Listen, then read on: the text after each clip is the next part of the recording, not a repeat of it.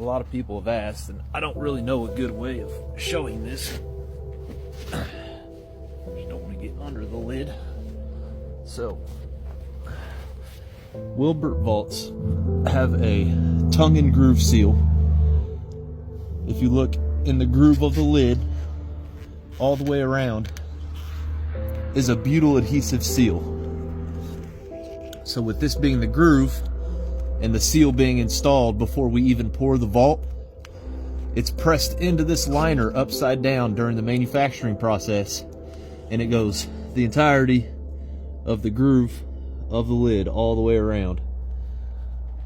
So what happens when the tongue on the base enters the groove of the lid, it presses into this seal, and this seal will expand around the groove of the lid and over the top of the tongue on the base.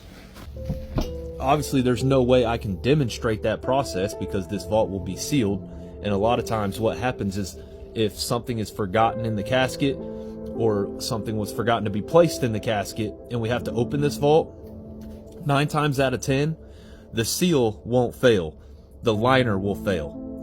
So this liner is adhered to the concrete before we pour the vault itself, and then when this lid sits down over this really thin lip, this is all filled with concrete as well, the seal will expand around the tongue of the base and seal the vault together. Right off the bat, when the lid touches and expands around the base, it's the weight of that 1,200 pound lid that we have that expands the seal, and the seal will adhere to the liner. One way I like to think about it is if you have a Tupperware dish. If you take a Tupperware dish and you put glue around the entire rim of the dish and then adhere the lid onto it, that's going to be pretty strong, and that's basically what our liner is. And then take that Tupperware dish and basically submerge it in concrete, and that's primarily what a vault is. So it's airtight and watertight, and from my experience on the disinterments that I've been involved with, we jackhammer the lids off of these vaults to be able to replace the vault if it's damaged in the disinterment process, or if the family would just request a new vault.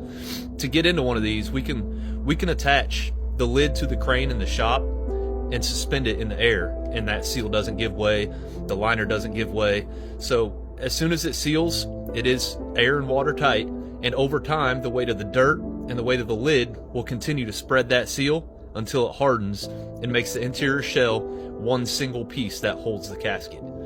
Now this won't stop the deterioration process.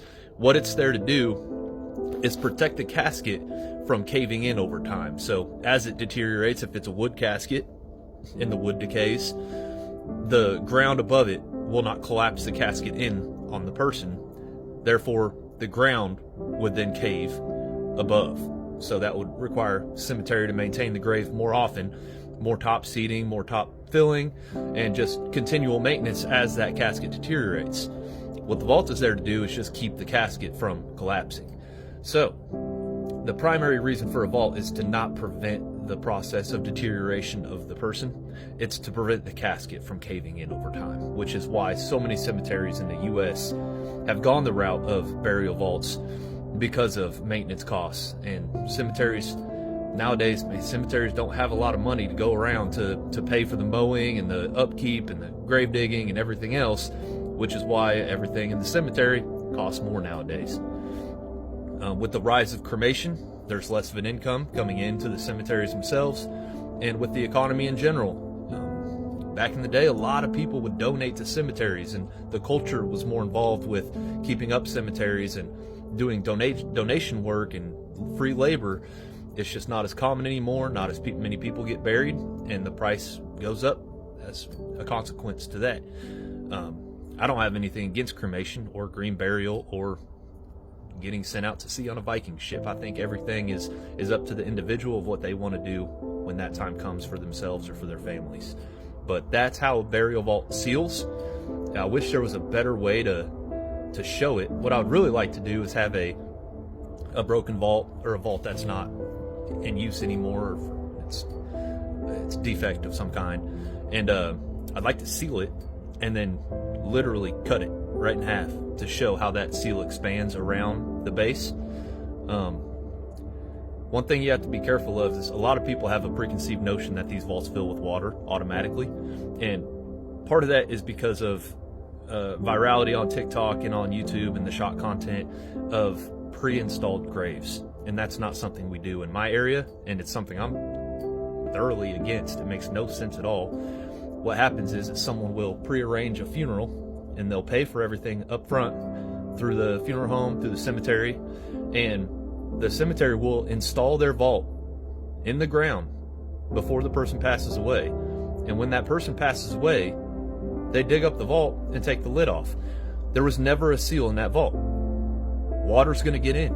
It's not airtight, it's not watertight, it's just a lid sitting on a base. There's no seal, there's no adhesive, there's nothing.